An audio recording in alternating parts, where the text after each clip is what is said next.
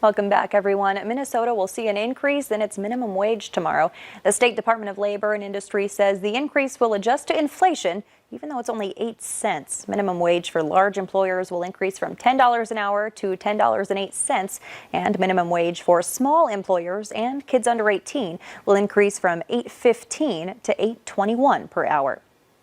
President Trump is back in Washington in time for New Year's as Congress continues fierce debate in its final days. Susan McGinnis has the latest on those COVID relief checks and more.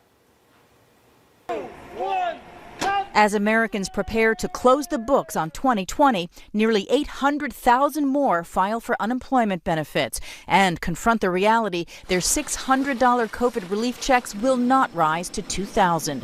The Senate Majority Leader effectively killing the effort despite support from President Trump, many Republicans and Democrats arguing it's not needed. Socialism for rich people is a terrible way to help the American families that are actually struggling.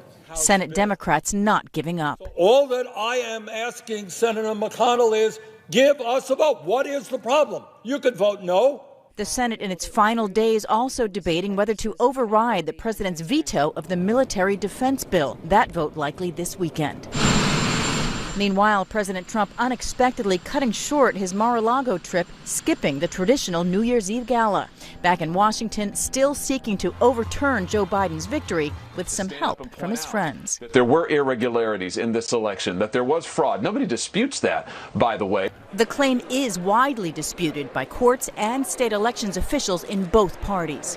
Days before Congress is scheduled to certify the election results, Missouri Republican Josh Hawley says he'll challenge it, forcing lawmakers to go on record whether they support or deny Joe Biden's victory. Susan McGinnis, NBC News, Washington. On January 5th, the critical Georgia Senate runoffs will determine which party controls the Senate. Well, it was the battle of the badges, and the results are in. We'll tell you who's taking home the bragging rights next.